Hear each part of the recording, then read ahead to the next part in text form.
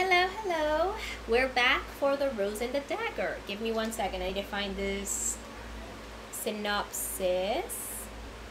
Okay, okay, I'm on Goodreads. There we go. So here we are. I'm now going to read the synopsis and I'm going to give you some thoughts. I found it kind of interesting reading this.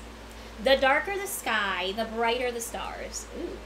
I never read these synopsis when I was reading these books, so I find these synopsis interesting now. In a land on the brink of war, Shahrazad is forced from the arms of her beloved husband, the Caliph of Khorasan. She once thought Khalid a monster, a merciless killer of wives responsible for immeasurable heartache and pain. But as she unraveled his secrets, she found instead an extraordinary man and a love she could not deny. Still, a curse threatens to keep Shazi. Yeah, it's what they call her, by the way. Her friends in the first book call her like Shazi. Anyway, Shazi and Khalid apart forever.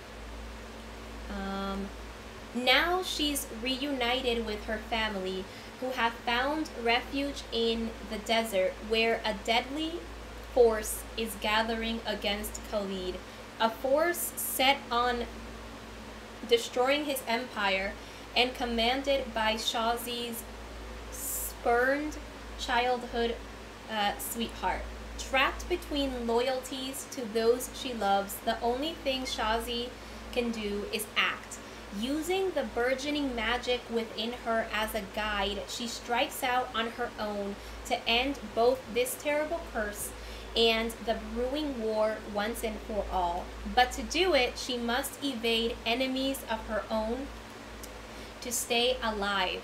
The saga that began with The Wrath and the Dawn takes its final turn as Shahrazad risks everything to find her way back to her one true love again.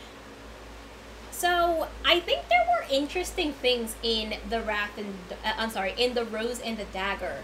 Mainly that she, I think there was a little bit more character development that was missing in The Wrath and the Dawn. I think that this book had a little bit more interest when it came to giving the characters the development that they actually needed, to a point actually. So like I feel like there was more, the characters were a lot more interesting in this book in this book. One of the things I really liked was the friendships in this book, and the family and friendship dynamics that kind of came up in Shazi's life. I thought that was actually really interesting to see, and basically I really like it. I think it was like really well done. Those friendships and stuff, like those dynamics, I think were built really, really well. And I think that they could have definitely been good to, I think, discuss in the first book a little bit more. But I do like that they were able to like get a little bit more development here, especially her relationship with her sister. And I think that it's just kind of interesting to see basically the relationships kind of built out, right? I think that was great to see. I think it had a lot of I think it gave a lot of like character to Shazi. I also found interesting the relationships between Khalid and his cousin, especially, and everyone around him, and stuff like that. I found that really interesting. I think one of the things that I guess I didn't expect, because there was no build up to it, since we don't get to see her point of view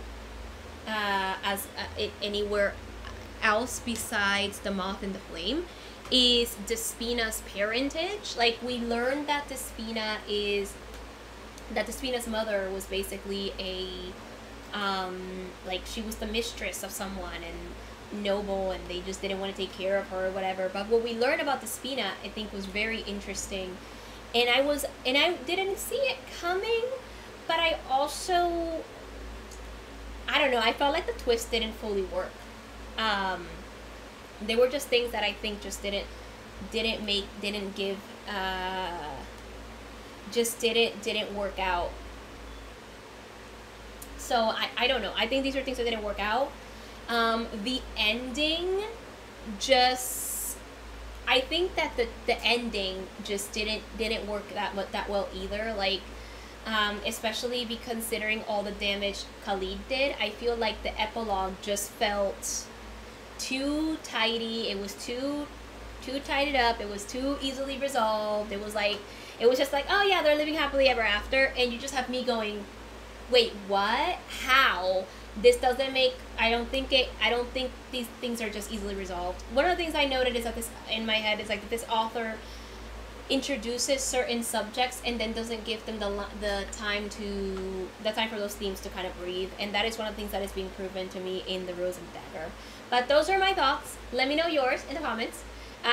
Consider subscribing and liking the video, and I will see you soon for a new video. Until then, consume stories. Also subscribe to my blog. Bye.